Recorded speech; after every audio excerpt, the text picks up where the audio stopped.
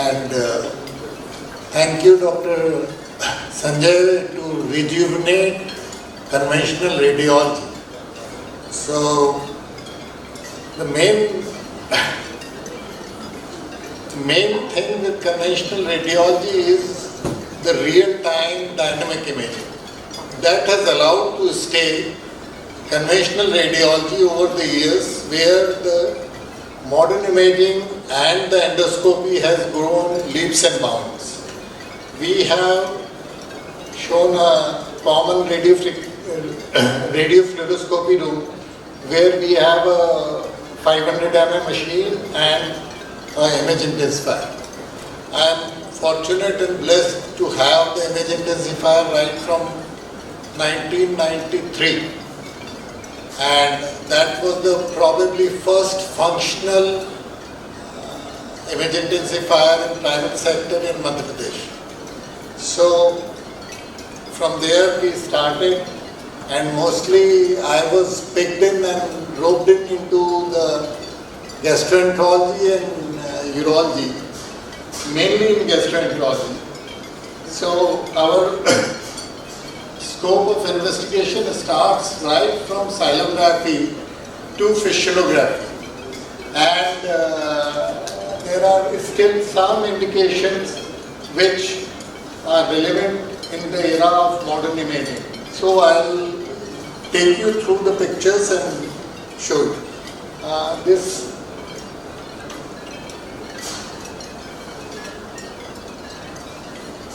So if you want to evaluate the deglutition procedure and if there is a nasal regurgitation, this is very well depicted in a cine fluoroscopy nowadays. So in this particular case, because of the large bolus, he is having nasal regurgitation, but in case of soft palate palsy, you can get a nasal regurgitation. Some cases of ecclesia cardia also we have initial complaint to pick up as a nasal regurgitation and difficulty in swallowing. Here in this case you are getting a classical picture, but there is lot of gas in the stomach. It is only because I have done this study after endoscopy. Otherwise there will be no gas in the stomach. There will be a beaking here at the alias, and the esophagus will be without peristalsis. At times there is hyperperistalsis also. Mainly we consider that ecclesia is an adult disease, but I have seen cases in very early stages. This is a boy we have, a 7-year-old boy we have taken for upper GI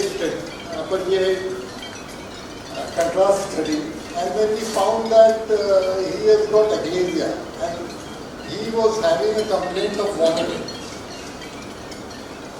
Ecclesia is one of the major indications, along with, if we go right from the top, then tricopharyngeal valve, diverticulars, motility disorders,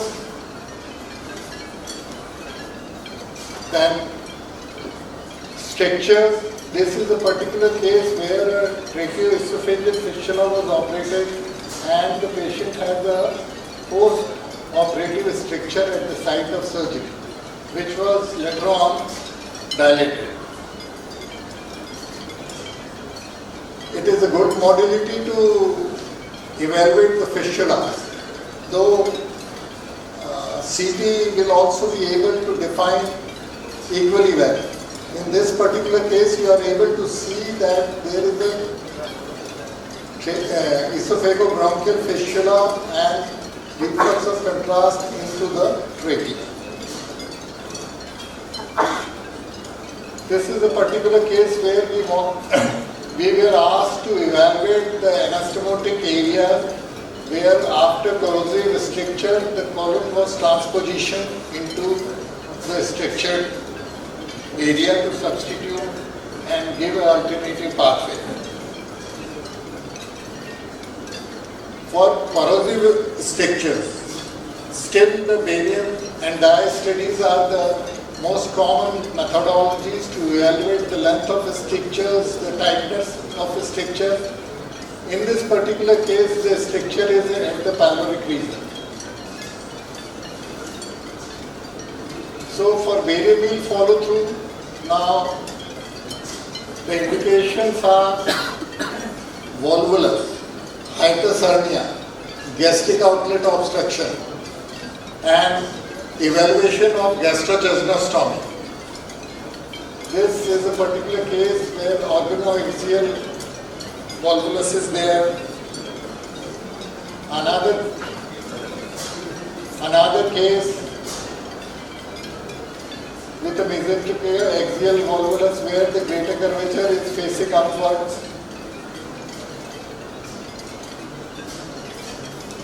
Then comes the area, after stomach comes the area of the small intestine. When I started practice, my major workload was small intestine investigation. But during the last 5 years, most of it has been taken over by extremely good quality of CT scans, and we have very few cases. I am taking you down. This is my initial cases of 1993. We used to do a double contrast small gut study with methyl cellulose with a very clear depiction of folds, their thickness, density, etc. Still, some diseases are very well picked up in contrast studies and they are quite often missed on CT scan. Diverticulosis is one of those diseases which we find that CT has been reported normal, and when we do a contrast study, there are a number of diverticulars. Here you can see the multiple diverticulars.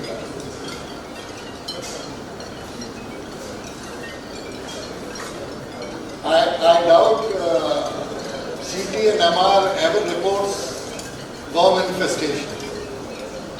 And I still remember one of our DME was admitted in big institution for 7 days, have gone through all the investigations, and finally after 7 days he was sent to me for enteroclysis, and he had full of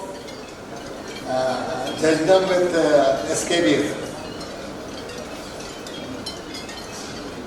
These are my old pictures of 1995. It is a classical tubercular stricture, and we can evaluate the chronicity and acuteness also. This area is a featureless distended area, and that means it is a quite old stricture. Enteroliths. This is a lady who has swollen. These are not true enteroliths.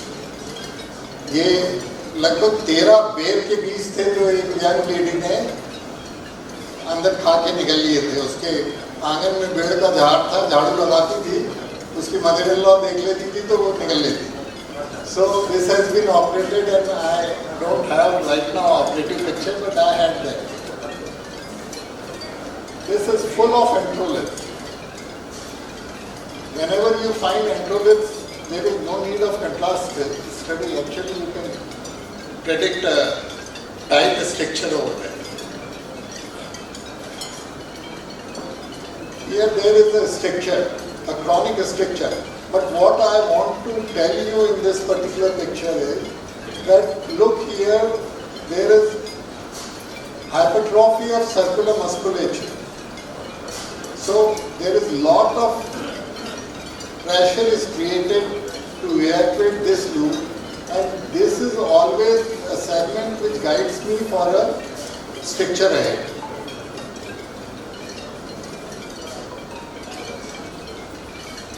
Small gut tumors are very rare tumors, but we have around 10 cases of small gut tumors. This is a classical apple core appearance. Eaten away sites.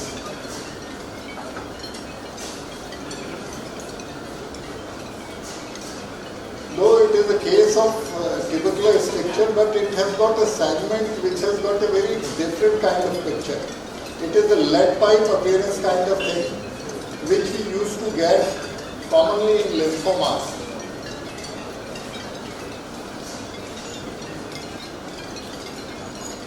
Then after small gut, we get a good number of cases for barium enema, particularly for pediatric radiology and for leukograms after colostomy. So before closure. In pediatric cases, we get anorectal malformation. In these cases, the trick is you have to distend the colonic loop adequately to open up the fistula which is communicating with urethra. Normally it is with posterior urethra.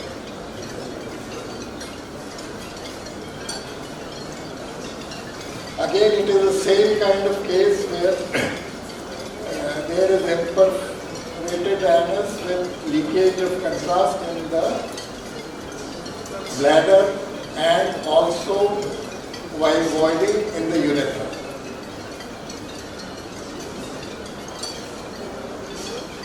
Then in cases of anorectal surgery, anastomosis, we come across with the leads. So before the closure, we have to reevaluate whether there is any kind of leak or stricture is there.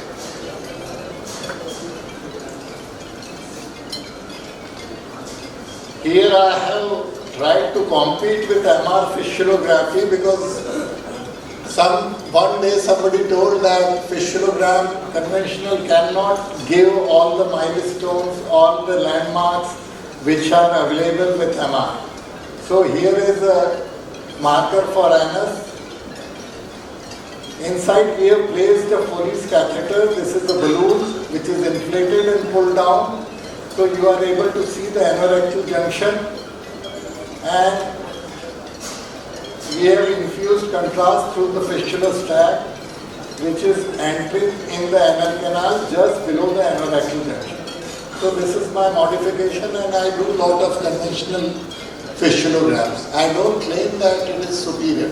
MR is definitely superior model, but it is more friendly with the surgeon. He is very comfortable seeing these pictures. MR pictures are difficult for him. Again, the same kind of image. We have placed the Foley's catheter. In this particular case, we have put some contrast in the Foley's catheter so that tube is visible. Anorectal junction, fistular tract, small abscess cavity there, and it is opening below the anorectal. So this is all we have in conventional radiology to offer for gastroenterology. Deficography I don't do. I refer all the cases for MR defigogram because they are the best. But we have done few cases of defigogram. Thank you very much.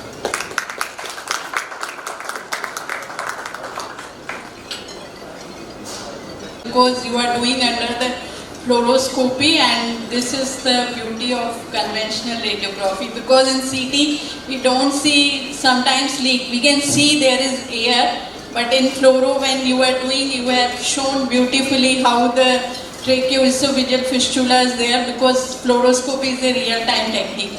And you are the one in the Bhopal who has started enteroclysis in central India. Sir, I remember those days when we don't have, at that time we have conventional CT for small bowel lesions. You were the one in the Bhopal, and still you are doing very good in conventional. Thank you, sir. Thank you. More things, sir, I would like to also highlight over there. Definitely, sir, for me the surgeons, fistulogram still is better compared to the MRI fistulogram, because we asked our radiologist friend to definitely draw it in that MRI report where that tract is going.